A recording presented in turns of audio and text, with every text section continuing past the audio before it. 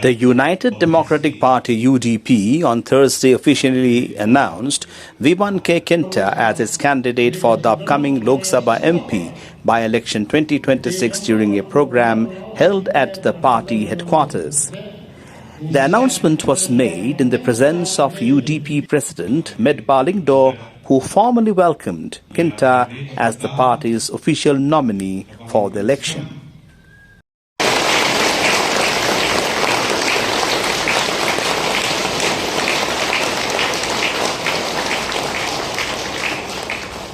Hagane po sa sisin ni Penskep by Bob Vivan Stone Jig Khanap Kynta ugay official candidate jong ka party UDP agane ka by-election MP sa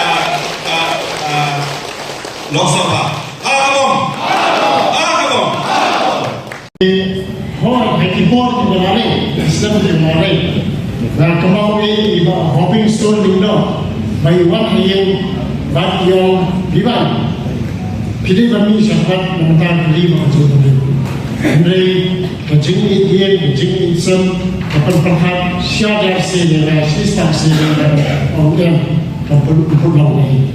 Nasi ini kecing khad dalam ke UDP menjalankan ini by election. Jadi kecing khad kepada kami kecing khad kepada kadang kiki kebar berselinda. Apa kot tikari motivate para manusia namun tak kira itu. But gimana kias pasal era kisi kisi nasi semua itu. Ini poin kalau bahasa orang kamu kejono kejono. Pinum siam bagar dia ngamdei ubrio bawang ada orang. Jadi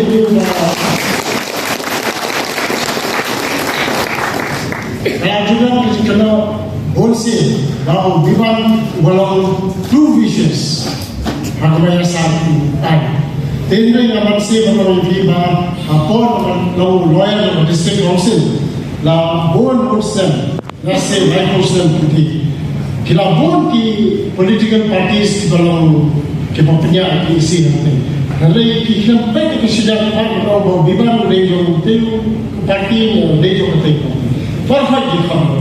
Hakapor kadang Congress secara sebetulnya kita kadang dulu komite kita pelang member maka kadang ke isi kerja kita sekarang lah shanya bakat dan mesti kalau kita ki advice di bawah bapak ujung bakal anda kita kerja bakat siapa kita orang bakal bayar di nasi ini kerana keba layu yang ini ke by election seng UDP ke seng try ke seng dulu nomor tadi beri pulang indigenous malah terkon perkara di masuk serang orang nasi jadi kerana nanti kemudian era bagi sesuatu bahan present dari UDP bahan present dari UDP bahan present yang jadi orang kawai.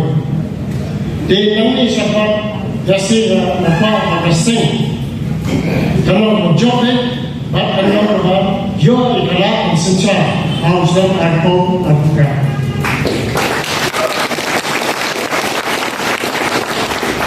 Dengan apa tempat di kalangan KMDC berdekat parti, hawapi lain support dan mereka rasa what hendak penjawab parti.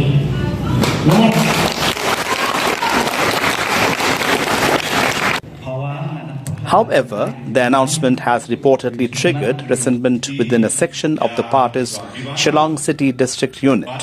A group of party workers, led by Shillong City District UDP Secretary Tirot Singh Suchiang, expressed disappointment over the manner in which the candidate was selected. In a letter addressed to the party high command, Tirot Singh Suchiang alleged that the district unit was neither consulted nor informed about the selection process and had no prior knowledge regarding the decision.